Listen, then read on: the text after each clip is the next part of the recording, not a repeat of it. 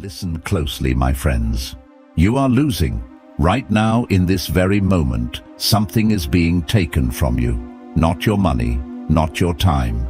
Something far more precious. Your mind is being stolen, piece by piece. And the terrifying truth is, you handed it over willingly. You woke up this morning with the same potential as Marcus Aurelius, the same 24 hours, the same capacity for iron discipline. And yet, before the sun had fully risen, your attention was already fractured, pulled in 17 directions by noise that means nothing and people who matter even less. This is not a motivational video, this is an intervention. Because the ancient Stoics, men who ruled empires, survived exile, and faced death without flinching, they left behind a precise, ruthless, battle-tested system for protecting the most powerful force a human being possesses. Not wealth, not status, not strength. Focus, the controlled, deliberate, unbreakable direction of the mind toward what truly matters. And almost nobody is using it. Epictetus was born a slave, beaten, owned. His leg was broken by his master, and he sat there, calm, still, sovereign, and said, "You can break the bone, but you will never break what is mine." That thing he was protecting, his attention, his inner citadel, his focus. If a man in chains could guard his mind so completely that no master could touch it, what is your excuse? What chaos are you surrendering to that a slave refused to yield to? In the next hour, I'm going to give you 10 Stoic habits. Not theories, not inspirational poster quotes. Real, hard, ancient practices that will shatter your distraction and rebuild your concentration into something almost frightening. Something that makes people around you uneasy, because focused people always make the unfocused uncomfortable. Stay with me. Every single habit matters. Miss one and you miss the architecture. Watch this complete, because by the end, your mind will never approach focus the same way again. But before we begin, if you are the kind of person who is serious about rebuilding yourself from the inside out, subscribe right now. This channel exists for people who refuse to be ordinary. And what you are about to learn is not taught anywhere else. Subscribe and let us begin. Habit 1. The Morning Command. Marcus Aurelius ruled the greatest empire in human history. He commanded legions, he decided the fates of millions, and every single morning before he touched a single piece of correspondence, before he spoke a word to any senator or general, he sat alone and he wrote. Not letters, not orders, he wrote to himself. In what we now call the Meditations, a book never meant to be published, never meant for your eyes, he wrote in Book 5. At dawn, when you have trouble getting out of bed, tell yourself, I have to go to work as a human being. What do I have to complain of if I am going to do what I was born for? Think about what that means. The most powerful man alive in his era, and his first act every morning was to remind himself of his purpose, to command his mind before the world could scatter it. This is habit 1, the morning command. Most people wake up and immediately reach for their phone. Within 30 seconds, their mind has been colonized by other people's emergencies, other people's opinions, other people's noise. They have surrendered the most sacred window of the day, that thin, luminous moment between sleep and waking, to the chaos of the outside world. The Stoics called this window prosos, watchful attention to the self, a deliberate pause before the world begins its assault. Here is what you do instead. Before you touch your phone, before you speak a word, before you open a door or check a notification, you sit 5 minutes, 10 if you can manage it. You ask yourself one question and you answer it honestly. What is the single most important thing I must give my mind to today? Not the most urgent, not the most demanded, the most important. There is a brutal difference between the two. Urgent things scream, important things whisper. And in a world engineered to make everything feel urgent, The Stoic morning practice is the only way to hear the whisper before the screaming begins. Seneca wrote to his friend Lucilius in a letter that has survived 2,000 years, Omnia aliena sunt, tempus tantum nostrum est. Everything else belongs to others. Time alone is ours. Your focus is time made visible. When you scatter your focus, you are not just wasting attention, you are spending the only currency that cannot be earned back. The morning command is not a ritual for comfort. It is an act of war. It is you, standing at the gate of your own mind, deciding what enters and what does not. Every morning you fail to do this, you leave the gate open. And in this world, trust me, something will rush through it. Command your morning, or the morning commands you. Habit 2, the single arrow. Seneca, writing from Rome in the 1st century, surrounded by the most sophisticated and seductive civilization the ancient world had ever produced, looked at his society and said something that sounds like he wrote it yesterday. He wrote, "To be everywhere is to be nowhere." Read that again. To be everywhere is to be nowhere. He was watching Romans try to do everything simultaneously, attend every banquet, pursue every pleasure, manage every relationship, chase every ambition at once. And he saw the result clearly: men who were busy beyond measure and accomplished nothing of depth. Men who touched everything and mastered nothing. Men who at the end of their lives could not point to a single thing they had truly, completely given themselves to. This is the trap that is devouring your generation right now. You call it multitasking. The Stoics would call it self-fragmentation, a voluntary fracturing of the only tool you have. Here is what neuroscience has confirmed about what Seneca knew by observation alone. Your brain does not multitask. It switch tasks. Every time you move your attention from one thing to another, there is a cognitive switching cost. A tax paid in clarity, in depth, in mental energy. A Stanford study found that heavy multitaskers were actually worse at filtering irrelevant information than people who rarely multitasked. Not better, worse. They had trained their minds to be perpetually scattered. They had practiced distraction until distraction became their default state. Habit 2 is the single arrow. The Stoics trained in archery not only as a physical discipline, but as a philosophical one. An arrow cannot serve two directions. The moment you try to aim at two targets simultaneously, you hit neither. This is not metaphor. This is the architecture of excellence. Cato the Elder, the Roman senator who so terrified Carthage that he ended every speech, regardless of topic, with the words "Carthage must be destroyed," was described by his contemporaries as a man of singular focus. When Cato worked on a legal case, there was no other case. When Cato spoke to you, there was no other person in the room. He was entirely, frighteningly present in whatever he had chosen to do. This is what made him formidable. Not genius, not talent, the refusal to divide himself. Practice this today. Choose one thing, one task, one conversation, one piece of work, and give it everything. No second screen, no background noise, no checking while doing, just the task and the full weight of your undivided mind. You will be shocked by what you produce. You will be shocked by how different it feels to be truly present in your own life. The single arrow does not move fast, it moves true. Habit 3, the subtraction discipline.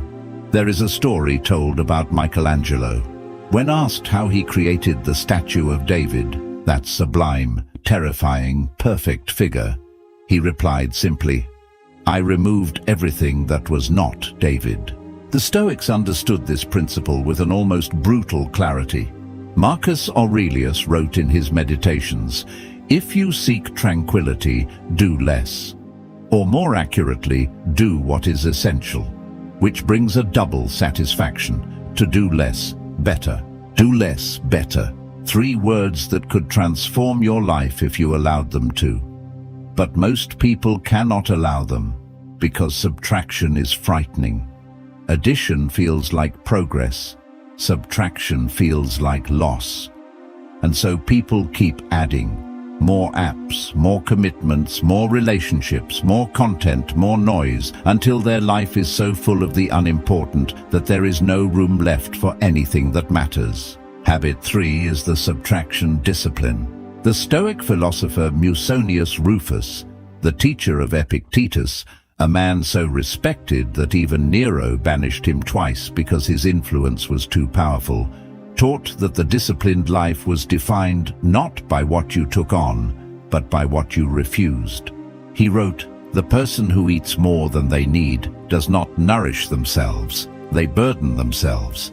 The same is true of the person who takes on more than they can fully attend to. You are burdened not by your circumstances, by your accumulation."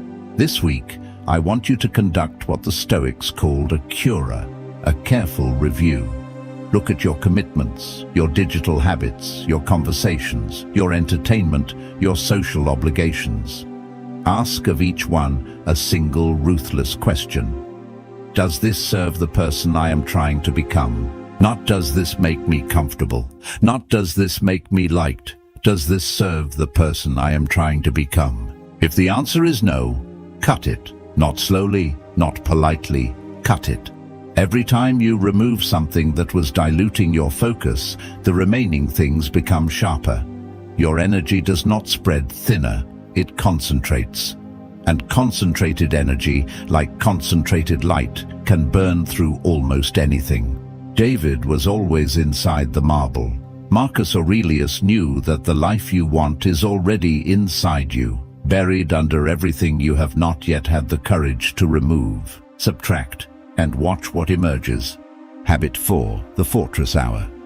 In 177 AD, Marcus Aurelius was fighting a war on two fronts, the Marcomannic Wars in the north and a plague that was killing 5,000 Romans a day. He was simultaneously emperor, general, judge, and philosopher. The administrative demands on him were beyond anything most people in history have ever faced. And somehow he produced the Meditations. 12 books of the most precise, honest, psychologically sophisticated thinking in the ancient world, written not in a quiet library, but in a military tent at the edge of the known world, surrounded by death. How? Because he protected time for deep thought the way he protected supply lines, not when convenient, not when everything else was done. He protected it first, because he understood that without the clarity deep thinking produced, everything else would fail. Habit 4 is the fortress hour. The Latin term for this in Stoic practice was otium, not idleness, but deliberate, protected, undistracted time given to the work that matters most. Seneca wrote extensively about this. He warned that the man who has no time set aside for himself, genuinely set aside, defended, inaccessible, that man belongs entirely to others. He wrote, "Recede into ips, withdraw into yourself as much as you can. This is not introversion, this is strategy. Every day you must have at least 1 hour, ideally the same hour every day, where you are completely unavailable. Phone off, door closed, or location removed from the world. No emails, no messages, no interruptions. Just you and the work that demands your deepest attention." This feels impossible to most people, and that feeling of impossibility is precisely the evidence that you need it. Because what you are really saying when you say you cannot find one undisturbed hour is, "I have given every hour of my existence to everyone and everything except what I care about most." The fortress hour is not selfish. It is the condition under which everything valuable gets created. The greatest writing, the deepest thinking, the most important decisions, these do not emerge from the fractured, constantly interrupted mind. They emerge from the mind that has been given room to breathe, to go deep, to encounter itself. Build your fortress, defend it, and enter it every single day. Habit 5, the obstacle as whetstone. Most people lose their focus when things go wrong, when the project breaks, when the relationship fractures, when the body fails, or the plan collapses. The moment reality stops cooperating, the mind scatters, chasing anxiety, replaying failure, spiraling into what-ifs. The Stoics saw this pattern clearly, and they developed a practice so counterintuitive, so alien to modern thinking, that most people cannot fully believe it even when they understand it. They trained themselves to use obstruction as fuel.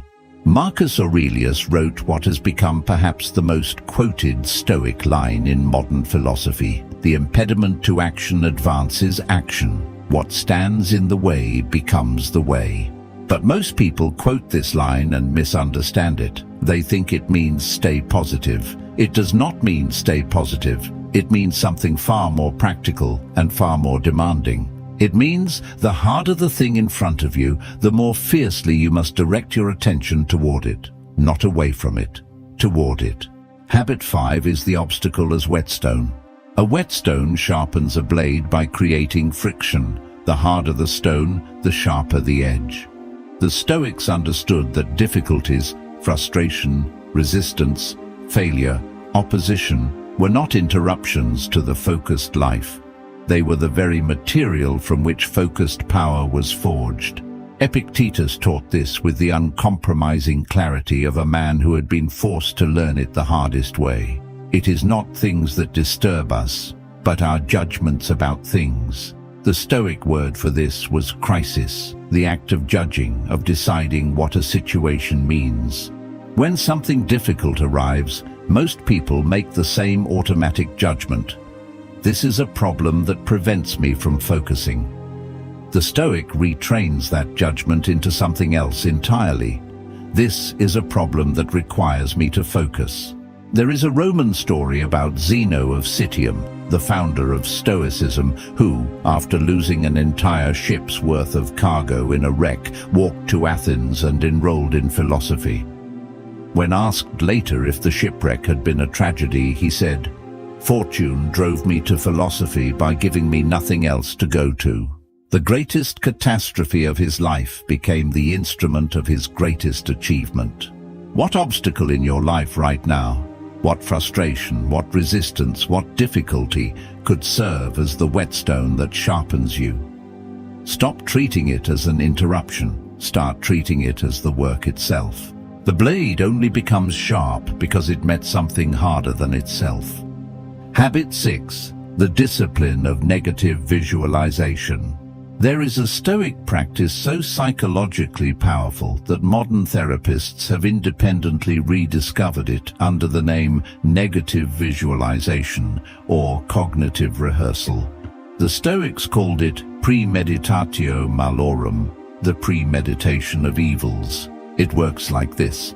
Every morning or at the start of any important task, you deliberately imagine the worst that could happen, not to terrify yourself, not to spiral into anxiety, but to strip the future of its power to ambush you.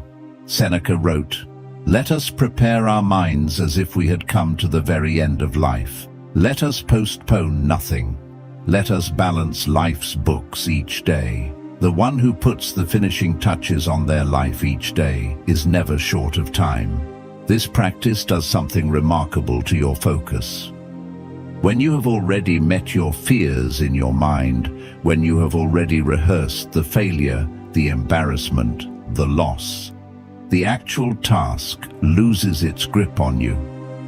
The anxiety that was stealing your attention dissolves, and what remains is pure clarity.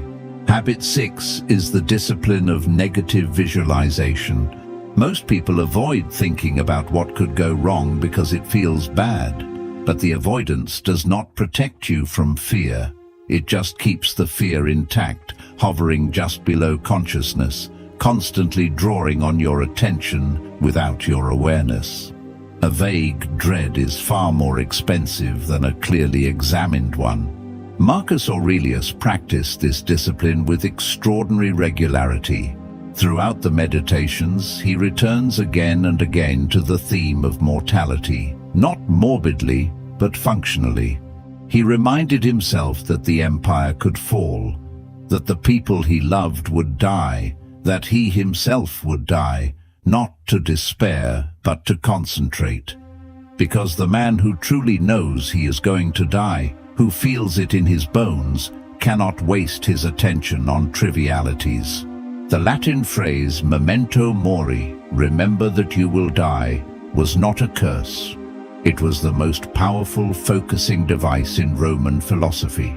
Try this today. Before you begin your most important work, sit for 3 minutes and ask, what is the worst realistic outcome if I give this my full attention and still fail? Examine it. Name it. Look at it directly. You will discover something remarkable. The fear that was diffusing your focus becomes, when you look at it squarely, far smaller than it felt in the shadows. And with the fear defanged, your focus becomes absolutely fearless. Habit 7. Guard your company with your life. There is a line from Epictetus that most people read and agree with immediately, and then proceed to completely ignore. He wrote, "If you wish to improve, be content to appear clueless or stupid about external things. Do not wish to seem knowledgeable about anything, and if some people think you are important, distrust yourself." But his more practical warning, the one that cuts directly to your focus, was this: above all, keep a close watch on this, that you do not keep company with another person of your old habits. For if you do, you must either become like them or make them like you.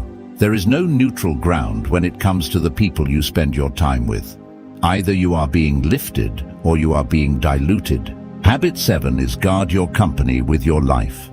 The Roman aristocracy had a term, contagio, contagion, which they applied not just to disease but to character. Seneca wrote, "Choose associates who are likely to improve you. Welcome those whom you yourself can improve." The process is mutually beneficial. He also wrote something even more blunt: recede in the ips quantum potes. Withdraw into yourself as much as possible, and mix with those who are likely to make a better man of you. Welcome them to your house too. Think about the 5 people you spend the most time with. Not who you wish you spent time with, who you actually practically spend your time with. Do they speak about building things or about tearing things down? Do they expand your sense of what is possible, or do they remind you of every reason why things cannot work? Do they protect their focus, or do they scatter yours every time you enter their presence? Scattered people are not evil, but they are contagious. Their anxiety becomes your anxiety. Their distraction calls to your distraction. Their refusal to live with intention quietly undermines your own.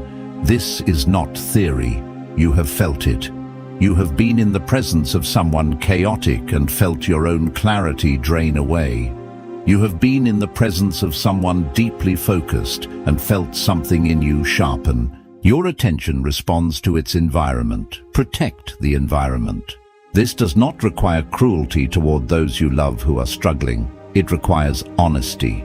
It requires the courage to limit your exposure to people and conversations that reliably leave you scattered, and to deliberately seek out people whose presence pulls you upward. Epictetus did not say be content to appear stupid about this. He said guard it with everything you have. Your focus is only as strong as the company it keeps.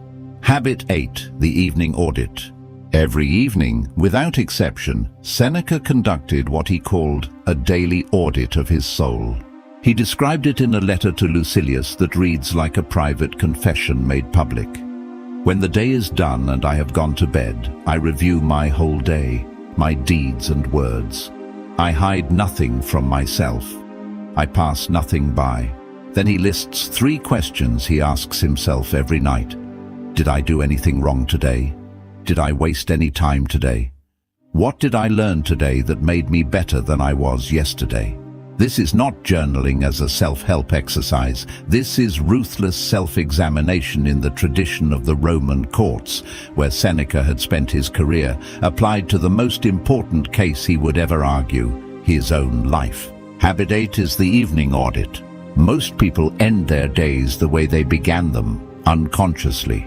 They collapse into bed having been swept through 16 hours by whatever happened to demand their attention, with no review of how their focus was spent and no preparation for how it will be spent tomorrow. And then they wonder why nothing changes. The evening audit breaks this cycle. It inserts consciousness between today and tomorrow. It forces you to account for your attention the way a serious investor accounts for their capital. Ask yourself tonight and every night 3 questions. Where did my focus go today? Not where was I supposed to give it? Where did it actually go? Was it where I chose to direct it, or did the day simply carry it wherever the current was strongest? Where did I allow my attention to be stolen? Was it the phone? A conversation that should have been shorter, an anxiety I fed instead of examined? Name the thief precisely. And finally, what single change in tomorrow's behavior would return the most focus to the most important work? Just one, not a list of resolutions, one surgical change. Marcus Aurelius ends many entries in the Meditations with a tone of profound impatience, with himself, with his failures, with the gap between who he was and who he knew he could be. This is not self-flagellation. It is the productive dissatisfaction of a man who refused to let himself become comfortable with anything less than his full capability. The evening audit is the instrument of that productive dissatisfaction. It keeps the gap visible, and visible gaps get closed. 30 days of honest auditing will show you more about the true patterns of your focus than any productivity system ever devised. Habit 9. The body as instrument, not enemy. There is a moment in the Meditations where Marcus Aurelius, writing after a day of administrative and military demands, addresses himself with a sharpness that still cuts across 20 centuries. He writes, "Treat the body rigorously so that it may not be disobedient to the mind, not indulgently, not extravagantly, rigorously, because the emperor understood something that our culture, obsessed simultaneously with physical aesthetics and physical neglect, refuses to sit with. The body is not separate from your ability to think. It is the instrument through which thought happens. A degraded instrument produces degraded music." Habit 9 is treating the body as instrument, not enemy. The Stoics were not ascetics in the manner of some Greek philosophical schools. They did not advocate for the punishment of the body or the glorification of physical suffering. Their position was more precise and more demanding. The body must be fit to serve the mind's purpose, not more, not less, fit to serve. Seneca wrote, "I do not exercise my body for its own sake. I exercise it so that it does not become a burden to my thinking."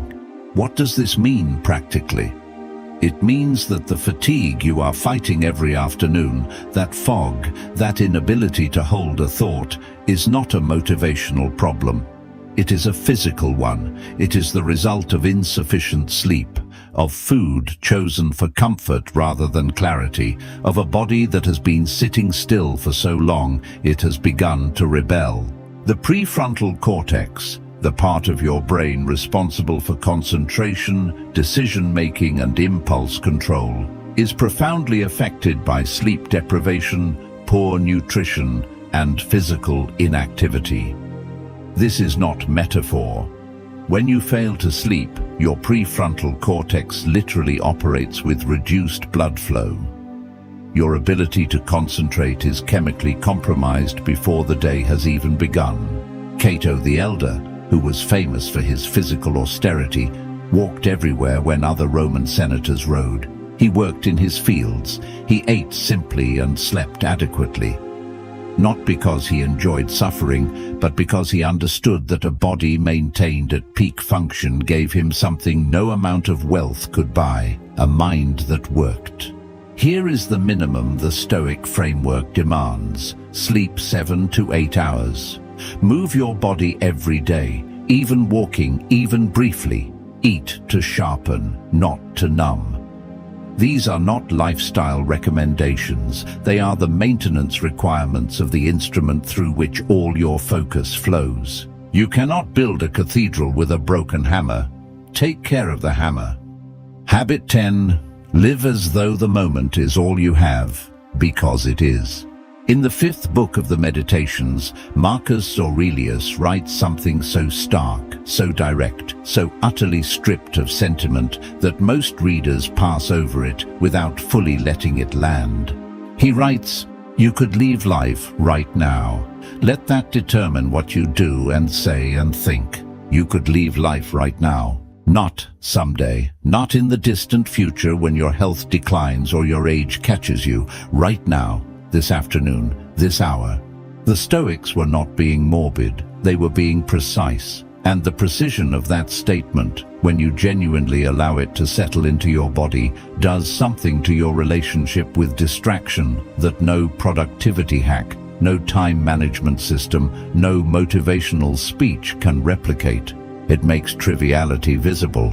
When you carry the genuine awareness that this moment is finite and unrepeatable, not as an abstract philosophical position, but as a living, breathing reality, the notification on your phone loses its urgency. The argument that was consuming your attention becomes obviously unworthy. The procrastination, the distraction, the endless deferral of the things that matter most, all of it suddenly looks like what it is, the squandering of an irreplaceable inheritance. Habit 10 is this: live as though the moment is all you have, because it is. Seneca wrote to Lucilius in perhaps the most urgent letter in the entire collection, Ita fac, mi Lucili, vindica te tibi. Do this, my Lucilius. Claim yourself for yourself. Claim yourself for yourself. Not for your employer, not for your social media audience, not for the expectations of people who do not share your goals and will not share your regrets. For yourself. Now. Today. This is not selfish. It is the prerequisite for everything else. The person who has not claimed their own attention cannot give anything real to anyone. The person whose mind belongs to everyone except themselves produces nothing of depth, loves with nothing of fullness, lives with nothing of meaning. The Stoics understood that time is the only resource that cannot be stored, cannot be earned back, and cannot be borrowed. Every other loss in life can be recovered from. Lost money can be made again. Lost relationships can sometimes be rebuilt. Lost health can often be restored. Lost time is gone with a finality that nothing else in human experience matches. Marcus Aurelius, writing in what he knew were likely the final years of his life, returned again and again to the same theme. Not with despair, but with the clean, demanding urgency of a man who has decided not to waste what remains. He writes, "Confine yourself to the present. Not the past you cannot change, not the future you cannot control. The present, the only place where focus lives, the only moment where your attention can actually do anything." This is the 10th habit, and it is the one that makes all the others possible. Because without this, without the genuine gut-level understanding that you are not owed another minute, the other 9 habits become intellectual exercises, interesting ideas, things you will probably start doing next Monday. With it, they become urgent, they become non-negotiable, they become what you do today because today is quite possibly all there is. Confine yourself to the present, and in that confinement, you become free. 10 habits. 10 ancient disciplines refined across centuries by men who faced exile, slavery, war, plague, and death, and who built through all of it minds of extraordinary clarity and power. The morning command, the single arrow, the subtraction discipline, the fortress hour, the obstacle as whetstone, negative visualization, guard your company, the evening audit, the body as instrument, and living as though this moment is all you have. None of these are easy. All of them are possible, and any one of them, practiced consistently, will begin to change the texture of your mind. But the Stoics did not practice one habit. They built a way of being, a complete architecture of attention that made excellence not an occasional achievement, but the natural condition of their daily existence. That architecture is available to you. It has been available for 2,000 years. The only thing standing between you and it is the willingness to begin, today, not tomorrow, and to defend your beginning against every force in a world that profits from your distraction. Epictetus said, "First say to yourself what you would be, then do what you have to do. Say it now. I will be the person who protects their focus with the same ferocity with which warriors once protected Rome. I will claim my attention for myself. I will begin today." And if this video struck something real in you, something you recognized, then subscribe. Share it with someone who needs to hear it. Leave a comment below with the one habit you're going to start immediately. Not next week, today. The gate of your mind is open. It is time to close it and guard it, for everything that matters most is on the other side.